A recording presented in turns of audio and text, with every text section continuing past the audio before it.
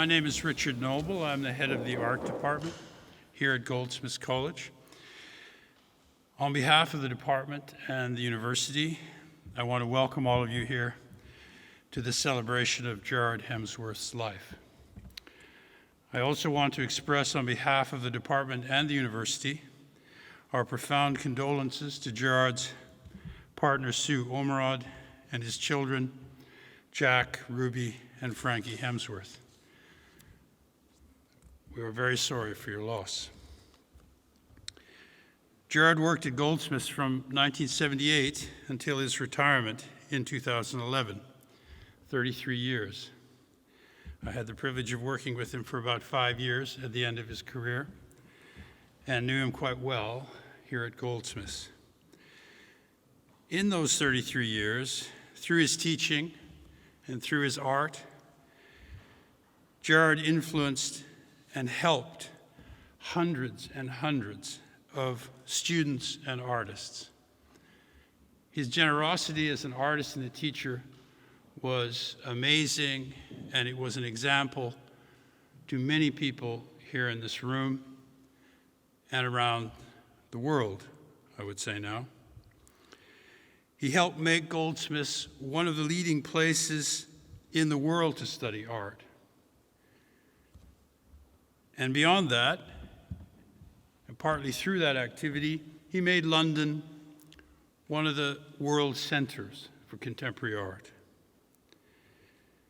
It was a privilege to work with him, and we will feel his loss for many years to come. All of you are very welcome here. We appreciate your turning up for this event. And please join us afterwards for a drink in Goldsmiths CCA, the gallery just up the road at the back here. And now I'm going to turn the podium over to Nick DeVille, who will manage today's events. Thank you.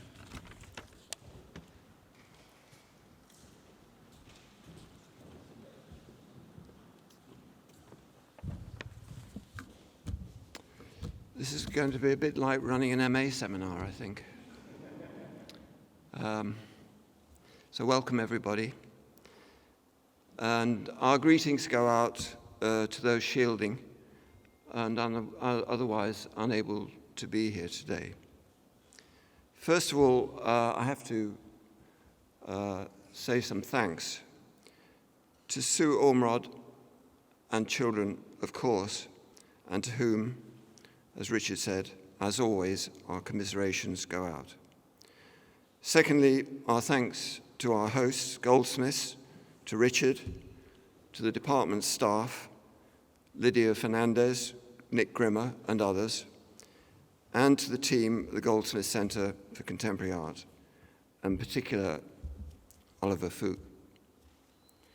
Also to the organisers of this event, David Mabb, Suhail Malik, John Chilver, and Jill Sheridan in particular, who brought to bear her logistical mind on our endeavours.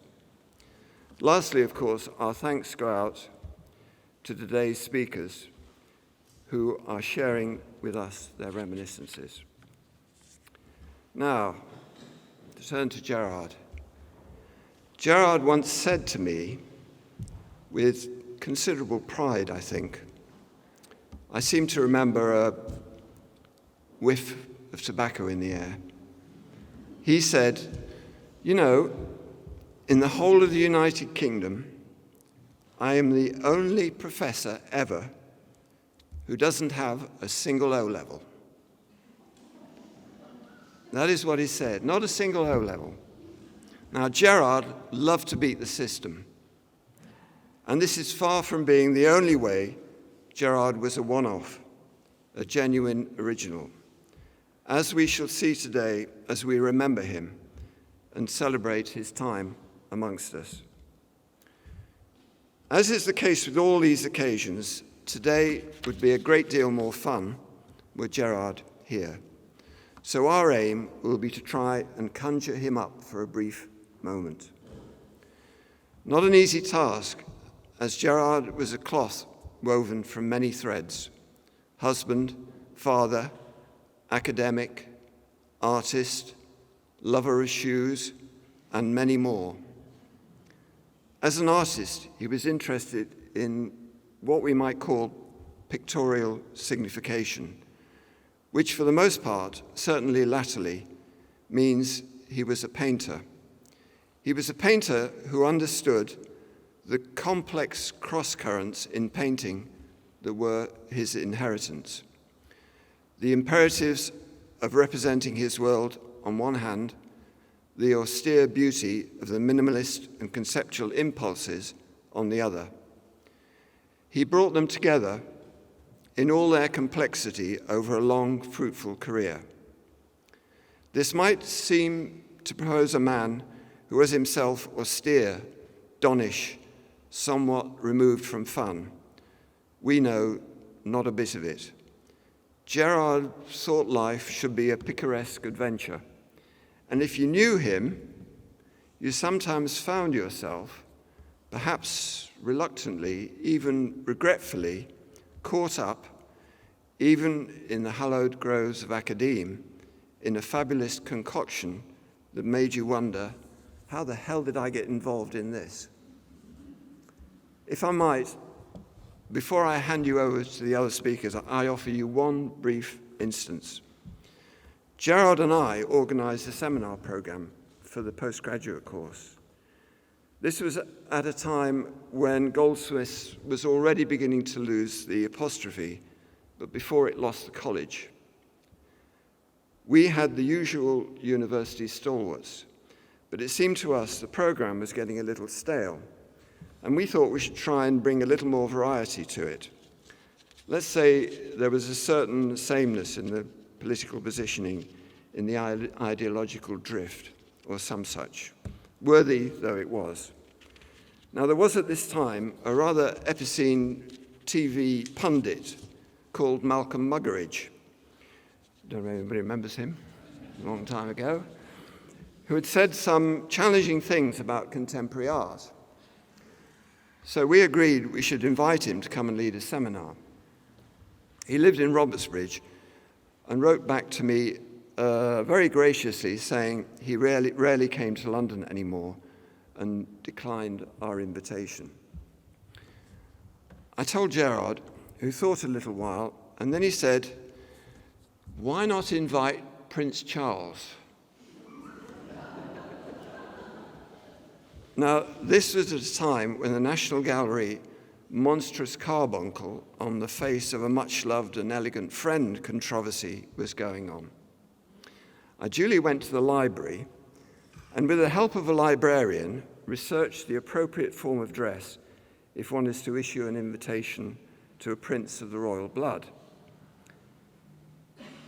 Several weeks went by, and then, suddenly, I was summoned to the office of the warden.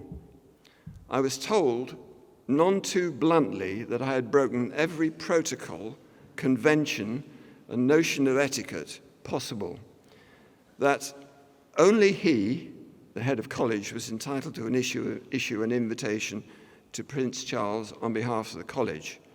My greatest sin, however, was my presumption in writing to the future king, asking him to come and lead a seminar on the evils of modernism. Now, this was the kind of deep water that Gerard could lead you into, even in the hallowed halls of academe. And as Gerard pointed out, it was a really useful lesson in what proper grown-ups really care about. And I leave you to your imagination what it was like to go to Amsterdam with Gerard, an academic business, except for the details that it included a Belgian lorry driver, steak frites, the Belgian lorry driver's wife, and a load of Japanese businessmen in dark suits and Pierre Cardin ties. So, I bring you back to the here and now. Some of us who knew Gerard are going to speak of their memories. Time constraints being what they are, we've had to narrow down the many who would have liked to have spoken, to those able to address the different aspects of his being in the world, to try and capture his essence in all its breadth. We didn't think it was appropriate to try and organize a chronology or impose a structure, but rather what follows is offered to you as a series of snapshots. With that in mind, I call on our first speaker, Annie Wiles, and pass you over to her. Annie.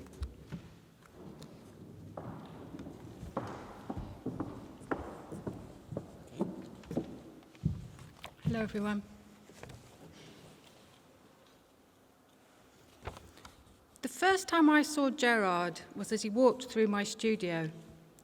This very tall man with a long face and long black coat strode in, stopped halfway, looked around a little, and then gave me what I understood to be between a "what are you doing" face and a "what are you doing" face.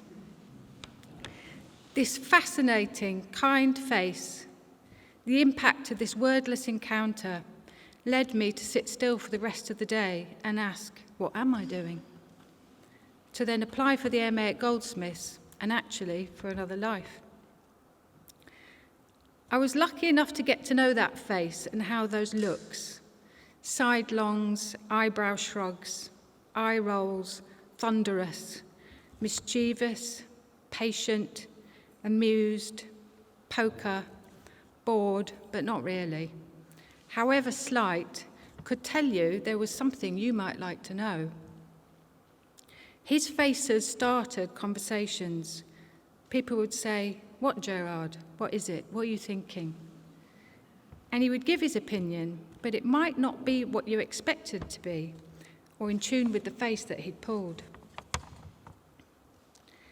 Gerard gave everyone his full attention in an unfussy way. He had a steady faith in art that permeated the course and the various tides of doubt, fervour, action and inaction that come with the territory of artists finding their way. He told me off a few times.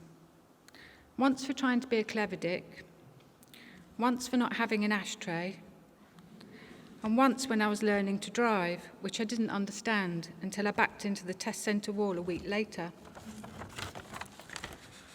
Because Gerard spoke in parables and stories, you weren't sure if you were over or under attributing your learning curve to them. They were often very funny and usually absurd. At first they made you ask, why is he telling me this? Why is this so long? And what has this got to do with me? They often ended in a place of uncertainty, where there was no prevailing logic or punchline, but another set of circumstances. Now and then I recall something he said while I'm making work or folding washing, and it sits with me quietly in a way that it couldn't before. And I'm amazed at just how astute this man was. He let you into your own secrets and left you more intrepid with your own way of thinking about the world. He was already there in a deck chair, enjoying the view, on board, nudging you into your own adventure. He wasn't teaching us to have a script, but to be open and able and ready to recognise our work, and in the words of Mama Cass, even if nobody else sings along. He had a way of giving me and others an ease with their oddness and a dignity in not having answers. He talked to me like I had a life's work to do, not a term or two, and for this I'm forever grateful.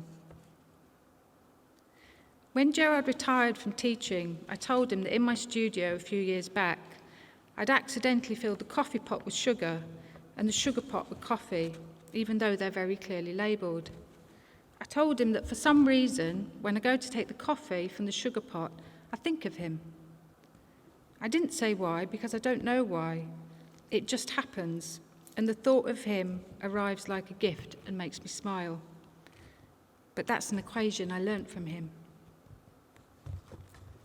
I think he was art dad to many, and although I can't speak for others, I have thought about if he was here and what I would say, and it's this. Thank you, Gerard.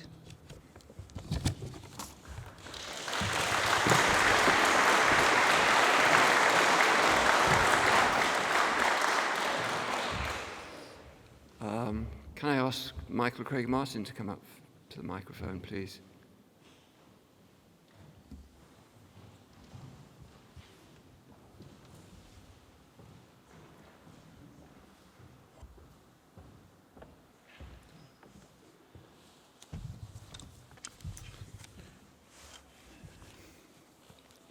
Can I just first say how touching it is to see so many of Gerard's former colleagues and former students here today. I'm really struck by how many people are here. I don't want to, certain things that lots of people I'm sure will have said or will say. I want to try to remember something about Gerard's personality and his character. And I want to start with telling you a story that he told me when we first met. I don't know if he told this story to lots of you, in case, which is unfortunate, because then you'll know the story. But if you don't know the story, it's a wonderful story. It was in Gerard's last year at St. Martin's, and his tutor was Tony Caro. And it was possibly Gerard's last term, and he had made a sculpture out of wood. And they had a tutorial, and Tony Caro said, furniture is made out of wood, sculpture is made out of steel. In that absolute way that artists sometimes speak in seminars where there's no logic to it at all, but with that absolute certainty that this is the way it is. So they had a distinct argument and ended the tutorial on very poor terms. Now, the same night was the night of the opening of Tony Caro's exhibition at the new Hayward Gallery. He was the first British artist to have a show there. It's 1969. It's a big moment, and of course, Gerard wants to go to the opening, but he does not wish to run into Tony because they've had this terrible conversation during the day. So everybody ends up downstairs where the bar is. So the people see the exhibition, everybody kind of moves down to the bar. So Gerard wants to avoid that, so he's upstairs at the Hayward, and he's in one of those rooms, and he's the only person in the room. And suddenly, to his horror, he looks at the door, and coming in is Tony Caro with a woman. They're coming in, and he's trapped in this room. He has to speak. So they come forward. It's very awkward for them both. Gerard tries to make a little small talk. The small talk peters out. It kind of fades, and not knowing what to say next, Gerard turns to the woman and says, "I'm sorry I didn't catch your name." And she says, "Princess Margaret."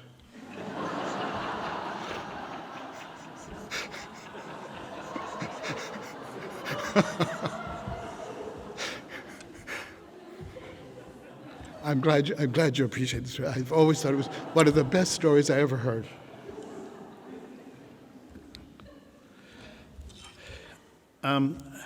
I met Gerard in the early 70s, probably about 1972 or 73, at the Canterbury College of Art.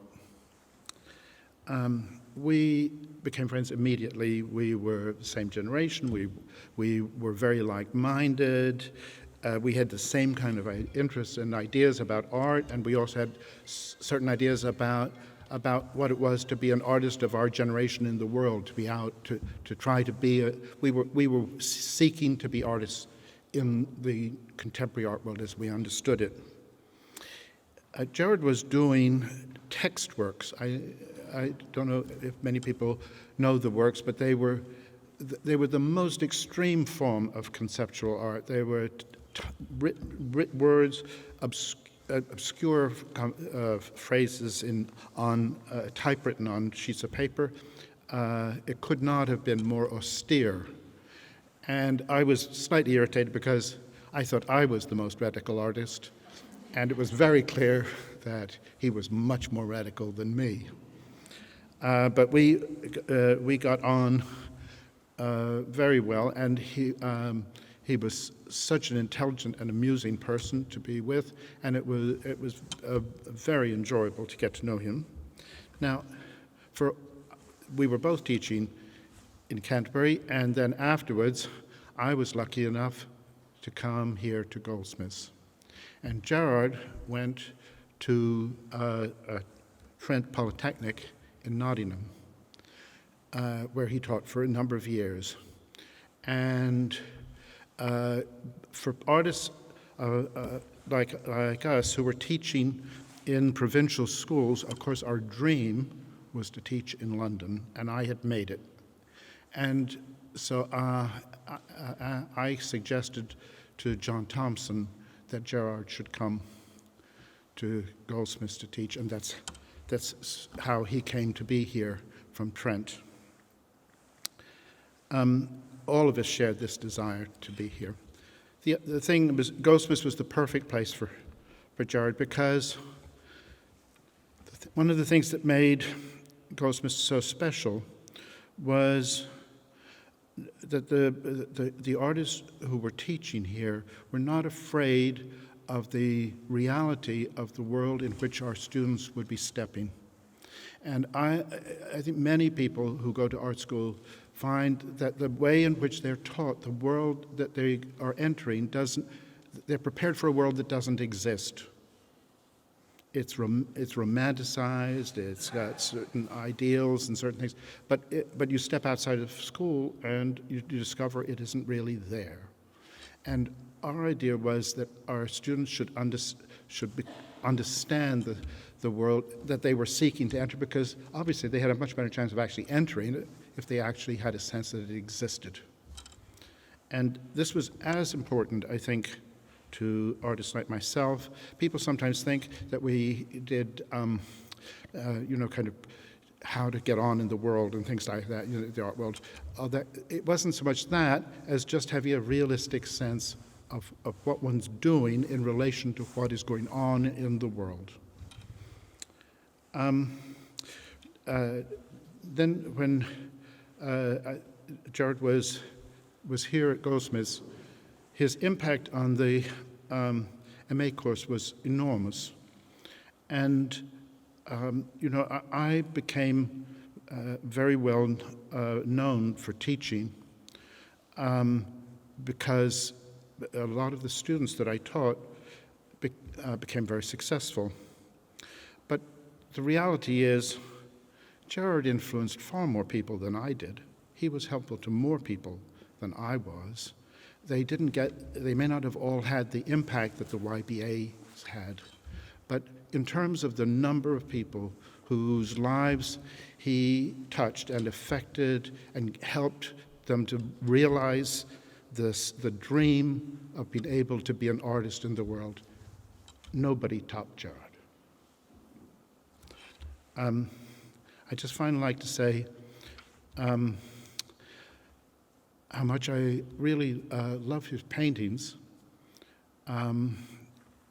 They never seem to me get the proper respect and attention that they deserve. They still haven't had that. I hope they do in the future. But when I look at them, I think they are intelligent, humorous, and elegant, and that was Gerard. Thank you.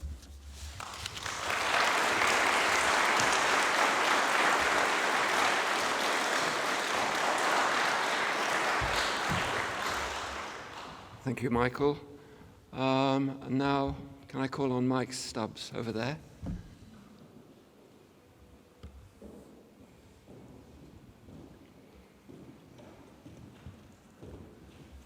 you want to say something about not coming? Okay, this is personal.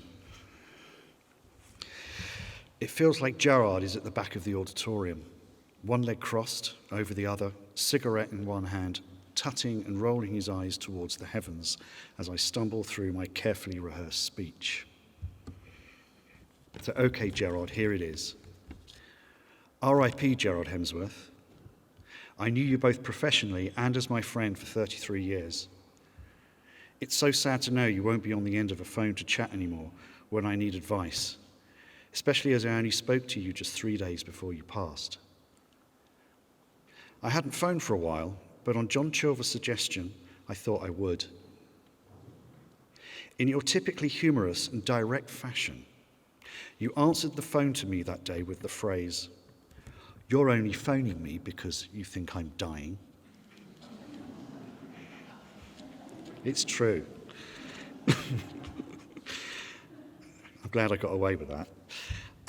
Instead of my usual cheeky response to Gerard's ironic sense of humour, I was unusually taken aback by his direct recognition and fearlessness in the face of death. And in reply, could only simper, "I just wanted to see how you are, Gerard." What I should have said, and which perhaps would have cheered Gerard up, was something like, "Oh, stop whinging, you old moaner." Coming from similar backgrounds, we often spoke to each other that way. We enjoyed out-bantering each other and then would fall about laughing afterwards. And professionally, of course, one of my best memories was of going to Brazil in 2002 for the Survey Goldsmiths MA painting show. The former MA artists who had travelled to Brazil had a great time there, and Gerard made sure that all those present were very well looked after to the extent that we all occupied single flat-stroke hotel apartments, were taxied everywhere, and ate out of fabulous restaurants every evening. All free, of course, and which he had organised. In the last group exhibition we were involved in together in 2018, I was asked as an art lecturer to name an exhibit alongside an influential mentor and also a student whom I had taught. Gerard, it was a no-brainer that you were my number one choice of mentor for that project, and I wanted to say so in my catalogue text, which I will read to you in a moment, and in which I hope the audience here today share in and recognise Gerard's huge contribution to many, many art students' lives and careers, and his huge impact on contemporary British art. Okay, so this is the catalogue text. Gerard Hemsworth was my Goldsmiths MA tutor and later my PhD studio practice supervisor. The text was with Dr. Suhail Malik. On my MA after my undergraduate degree, Gerard took my level of art making and thinking to new heights. He also encouraged an ambition and art professionalism that I had not come across before. This made a great impression on me. I had the distinct impression that here was someone with real experience as an artist and who was firmly embedded in the London art world. When Gerard spoke in tutorials and seminars, you took him seriously. Rigorous in his critiques and direct in his comments, he was also a very perceptive communicator when it came to identifying problems. He had the rare ability to see through the smoke screens, hot air and bluster that unconfident students tactically employ, and would offer startlingly insightful views on what they could achieve. Even more remarkable was his uncanny ability to make you feel that you were the one making those decisions. Gerard taught us all how to go about being current, presenting ourselves seriously, curating exhibitions, and above all, of having faith in our abilities. And for that, thank you, Gerard, for shaping my life. Thank you.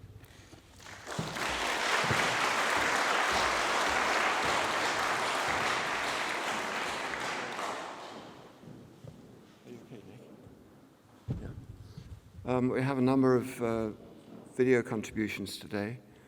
This is the first one from Robin Klasnick, who's shielding. So he's going to appear virtually.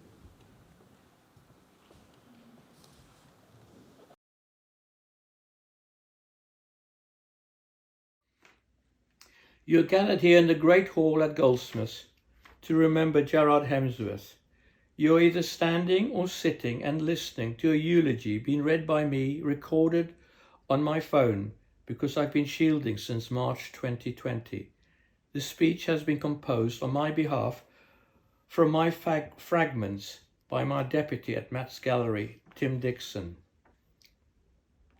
Many of you were students, colleagues or friends. I was never a student at Goldsmiths, but in 1970 I danced to the Suite and the Yes at the student dance in this hall, and in 1972 I met my wife Catherine at the bar across the corridor. She was a student here. I was an out-of-work artist with my long hair. She thought I was a girl, and we've been together ever since.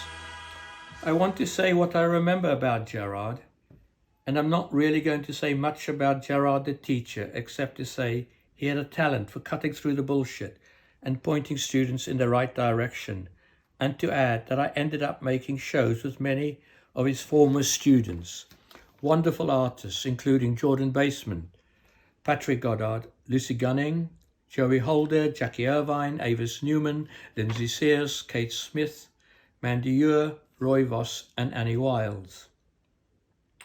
Gerard and I made 3 shows together, beginning with Means to an End in 1983 and Self-Portraits in 1988. Our last show was in 2015, Nothing to Declare, an exhibition of a body of work depicting highly stylized cacti in minimal, almost non-existent landscapes. I was introduced to Gerard by John Hilliard. They were a generation of British conceptual artists in the 1970s who used text and language and who created books and photographs. I came to know his work through his austere and pared down couplings of objects and text. I remember seeing his work at the first Failures show, organised by the artist Joel Fisher in his front room in Mile End. When I emailed him about this, Joel said, "Gerard was an important part of my community during the years that I was living in the East End and teaching at Goldsmiths. I liked him. I respected his mind. Gerard is the only work I remember from that show, though I believe a series of exhibitions also included Michael Craig Martin, Susan Hiller, Anthony McCall and Stephanie Bergman. The piece was a print or a drawing showing a rodent caught in a trap with a text reading success/failure. I thought he was going to bring something in that vein to Matt's gallery when we did our first show together in 1983, and was quite surprised when he arrived with 3 paintings combining nudes, figures, mythological themes. These works were the forerunners of a turn towards the more painterly concerns that he continued to develop throughout his life.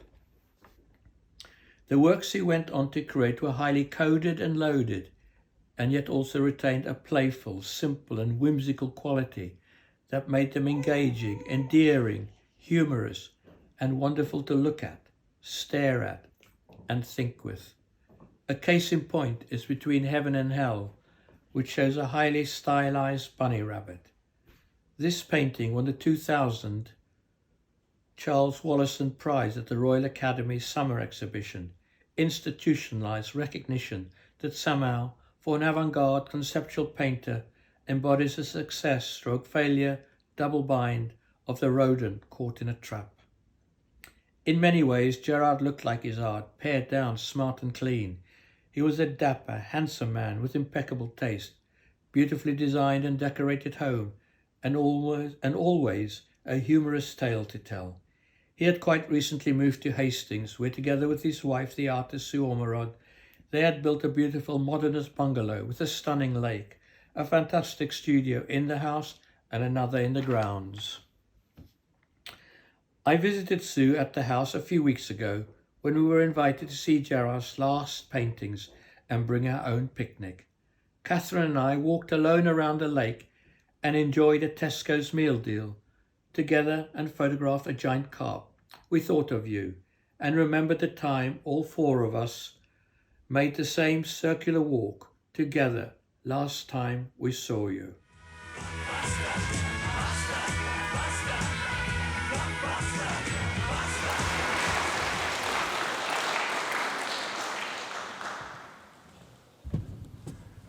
And now I call Mothrop to speak. Okay. Thanks, Nick.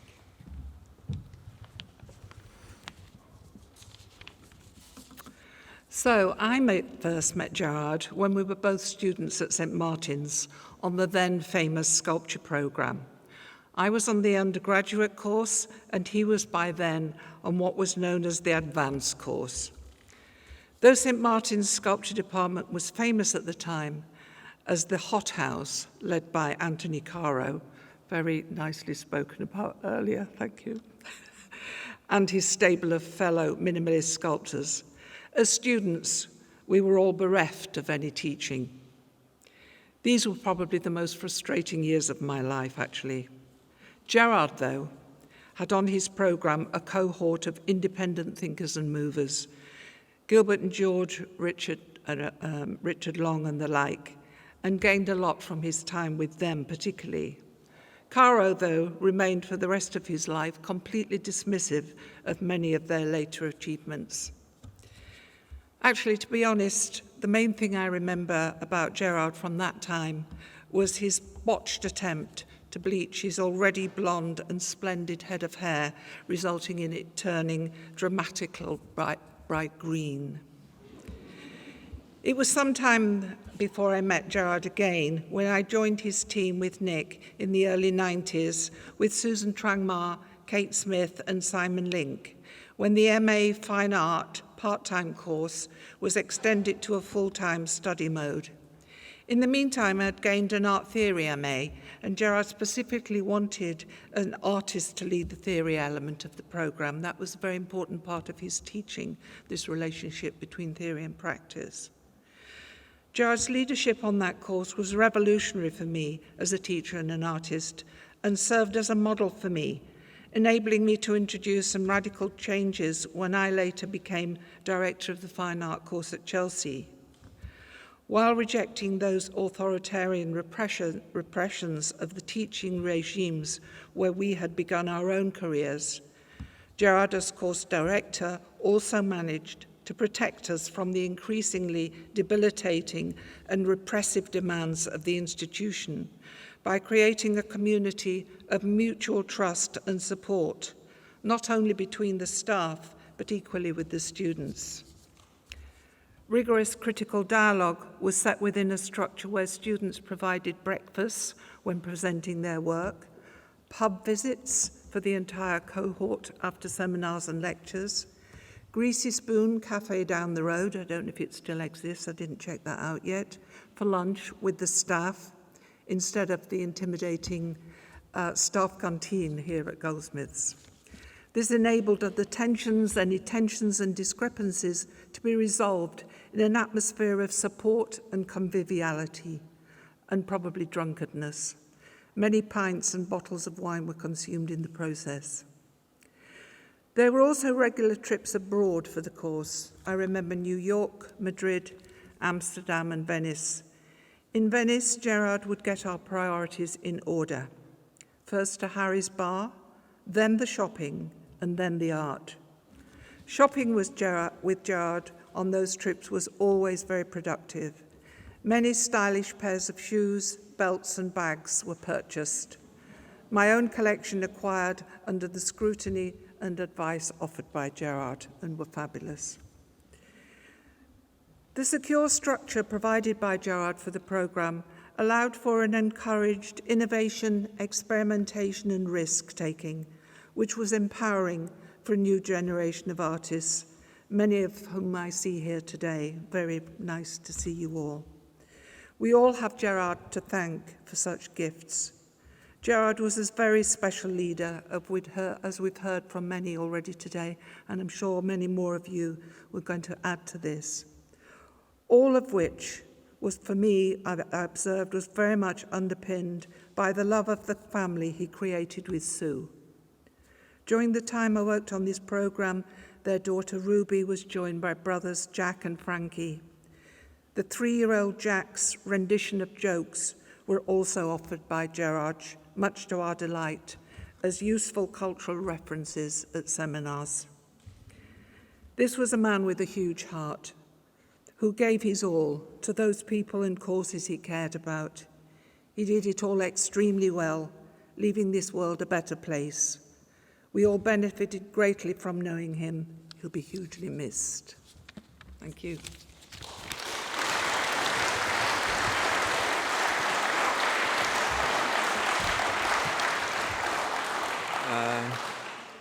Now, a second video contribution from Gerard's gallerist in Germany, Thomas Raban.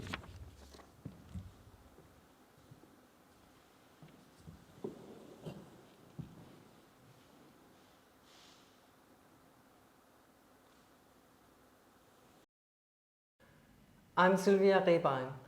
I'm Thomas Rehbein. We are Thomas Rehbein Gallery in Cologne. We were shocked and very upset when we heard of Gerard's death through Sue. Our gallery, Thomas Rehbein Gallery in Cologne, has been working with Gerard since 1998, but we met him much earlier at an exhibition with Anthony Reynolds. That must have been 1992. It is very difficult for us to speak about Gerard as the dead Gerard, because he is still very present and very much alive for us. His always open ear, his willingness to listen and to react constructively to any topic, be it with his students, friends, colleagues, or with us. His interest was always to find an artistically applicable solution for both sides. We really appreciate his always alert mind, his enthusiasm, his energy, and his full commitment in everything he did. Gerard has always been an inspiration to us. Mutual respect, trust, and his wonderful sense of humor enabled Gerard to change from being an artist of the gallery to a friend at a very early stage, and we mourn the loss of this friend very much. Of course, our condolences go to Gerard's family, Sue and the children. We have been more in touch with Sue after Gerard's stroke, and our memories of the days in Brussels for the exhibition in our gallery there are as if had been yesterday.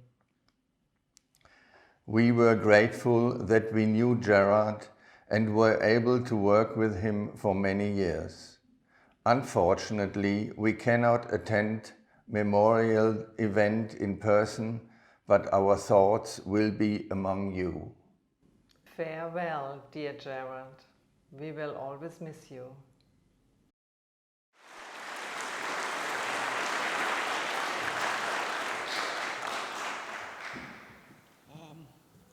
Now, can I call on Patrick Brill? Patrick.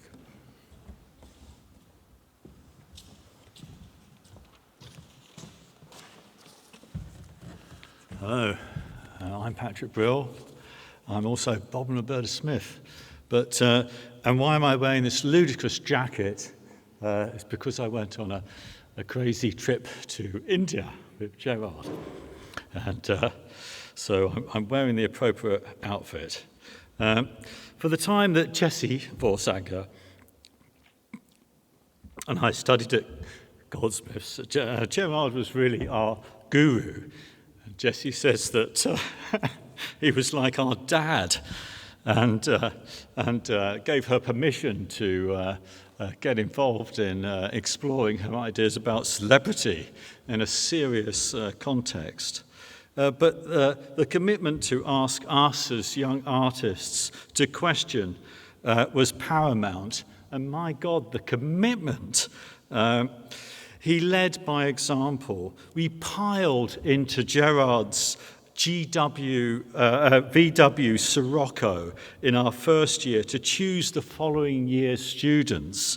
And we crisscrossed London, A to Z, clasped in hand to conduct these interviews. We felt we were on a hunt to find just the right mix of personalities and interests to create a great debate. In fact, that day, we offered places to all of the candidates, amongst them Adam Chodsko and Jeanette Paris.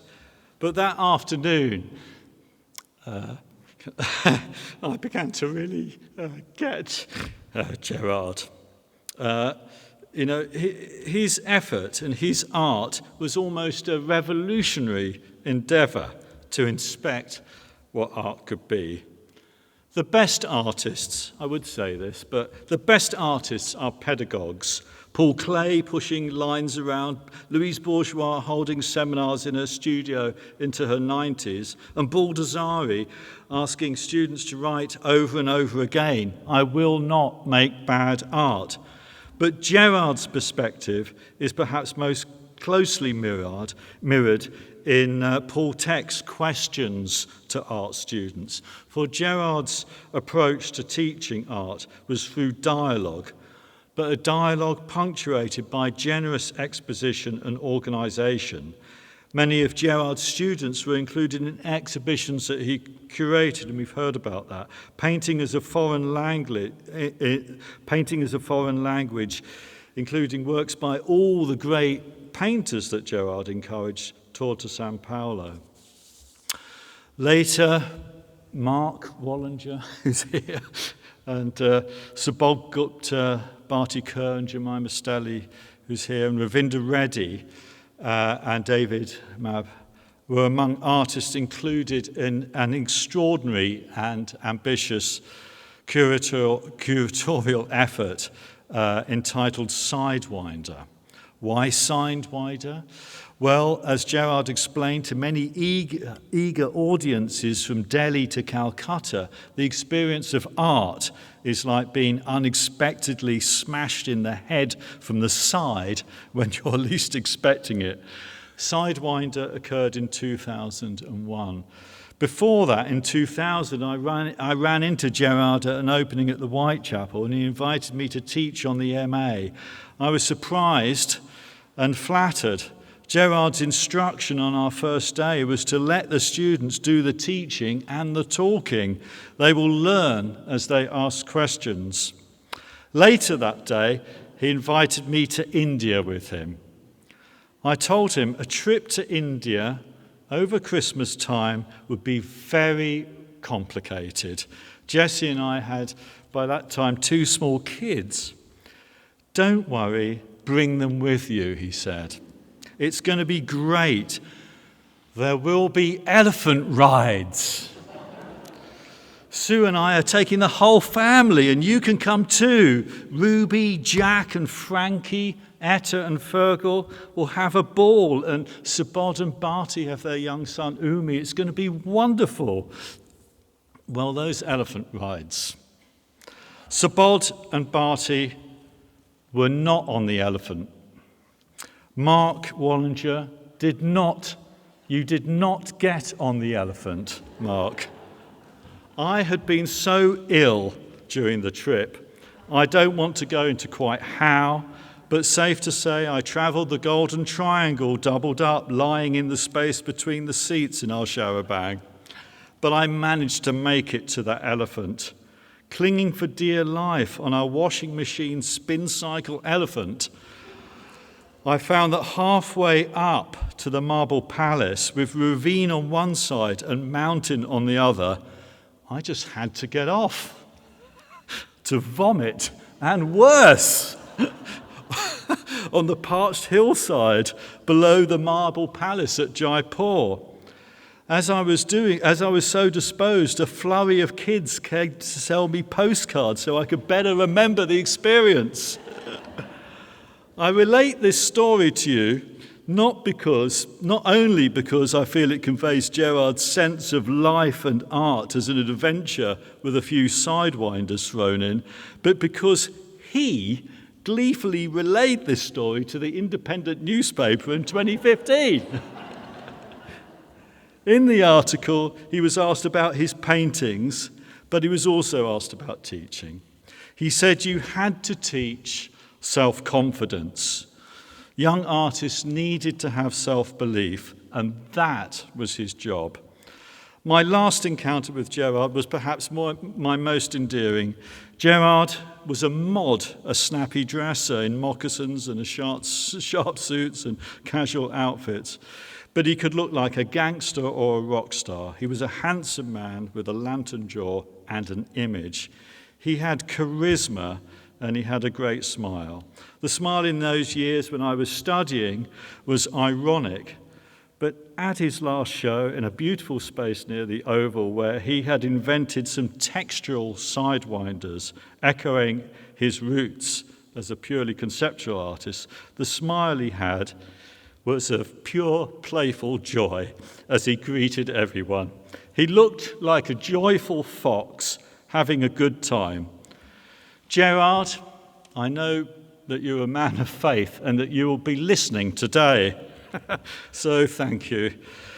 And as Gerard would say to every cohort of students graduating, he would say, stay visible.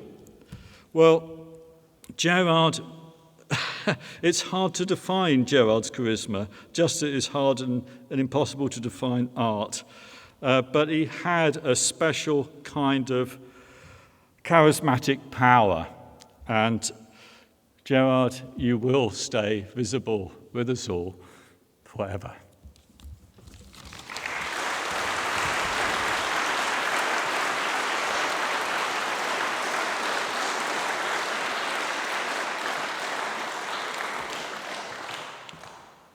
Last video contribution is from Harry Philbrick from the States.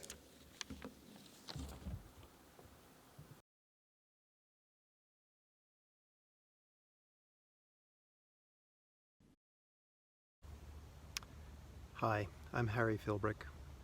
As it happens, I'm sitting in front of Winslow Homer's studio in Maine, recording this tribute to Gerard Hemsworth, who changed my life in ways that I am forever grateful for. I will always remember Gerard's elfin humor, his sly humor, but mostly his generosity. He was so generous to me in encouraging me to come to Goldsmiths, even though I didn't have the appropriate credentials at the time. And he opened my mind. He enabled me to see that being an artist was far more than I had ever thought it was, and enabled me to take the lessons I learned and apply them to a career that went far beyond being in the studio. Turns out I was not very good at being in the studio, and my skills were more towards connecting people and building institutions. And thanks to Gerard, I was able to really open my mind to that and pursue that. And I am just immensely grateful to him and will miss him forever. So, goodbye, dear friend.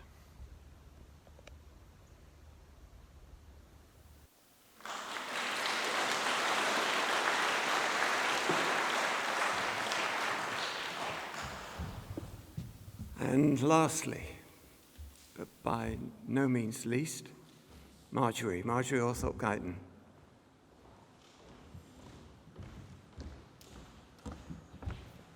I'm going to say a few words after you. Okay.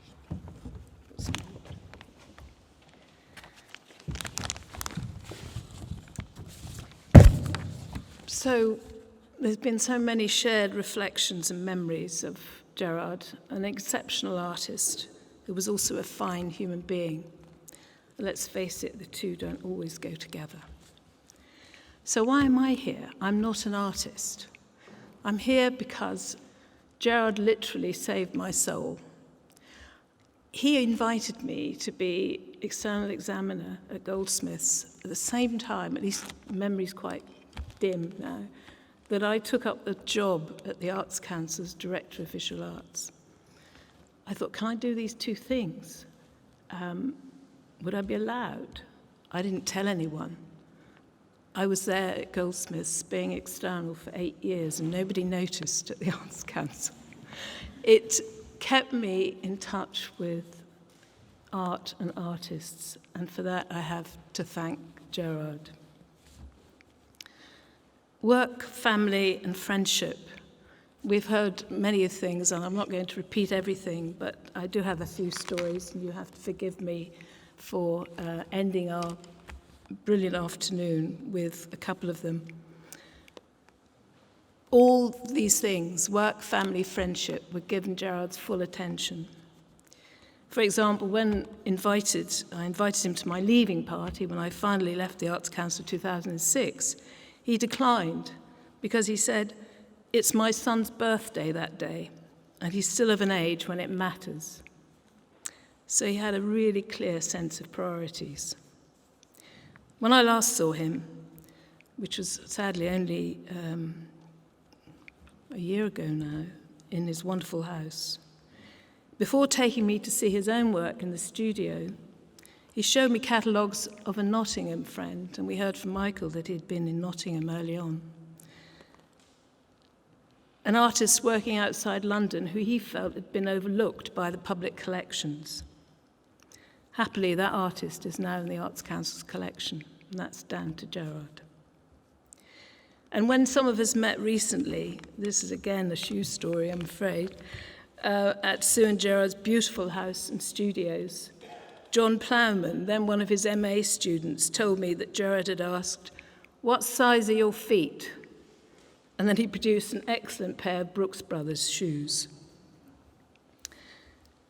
He was the most considered and considerate of men.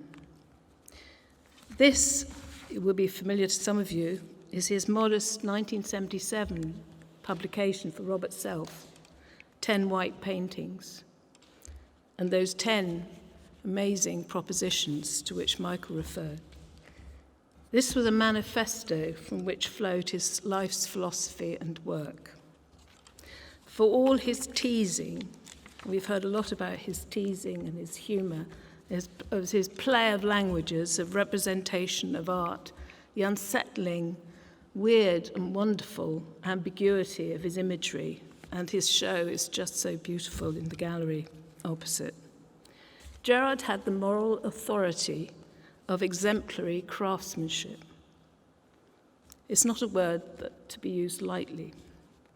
It underlines, and we've heard from others, the rigour of his teaching, the exactitude of his work as a painter-maker, and in the meticulous planning and collaboration with Sue Ormerod on their house and studios. This is a tiny anecdote in relation to this exactitude. I wrote a very juvenile, and he was very brave to ask me because I was quite new at this, essay for his ICA show in 1985. And to thank me, he didn't give me a work of art. Artists sometimes do that, for which critics are very grateful, I have to say.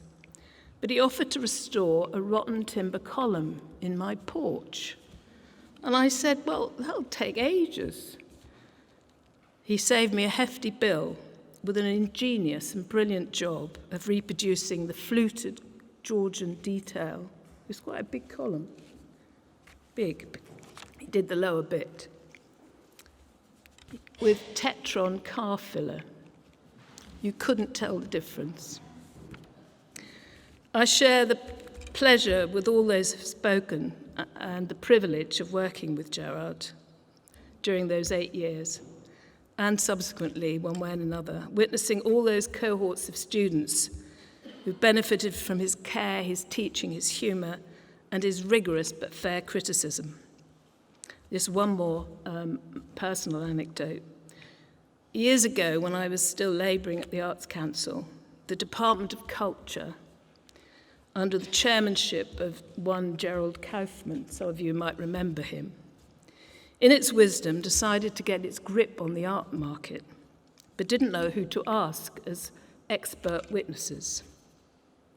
They had the simplistic view, I felt, that all dealers, as we call them, gallerists, were sharks and all artists victims.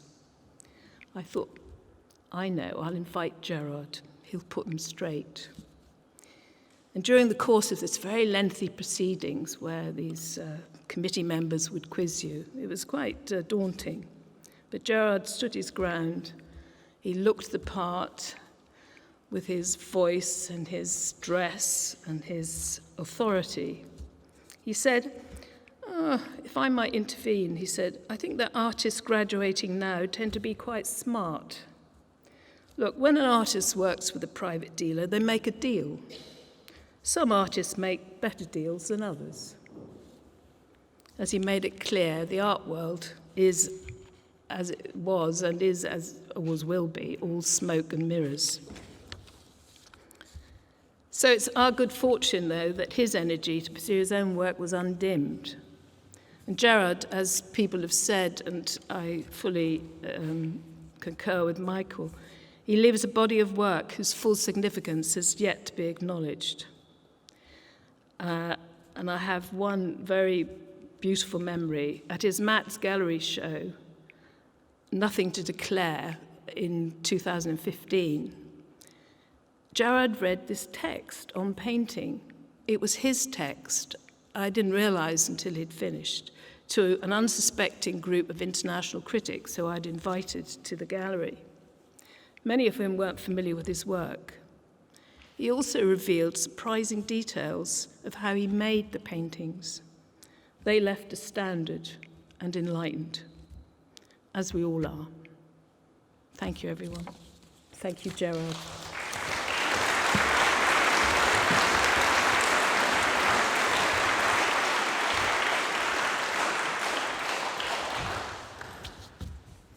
Thank you, Marjorie. And so, our collective will, act of will and memory has come to a close. But there is a compensation in that, as with all artists, there are pieces of pure Gerard scattered across the world, and we will, sometimes unexpectedly, come across them in future days. For now, there is a showing of some of those paintings in the Centre for Contemporary Art to the rear of the old swimming baths where Gerard taught for many years. The gallery will be open to 6. Wine will be served outside the lobby.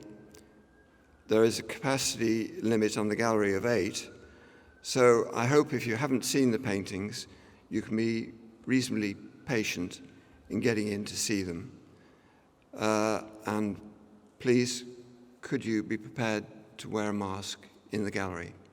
Thank you very much for coming, and best of wishes to everybody.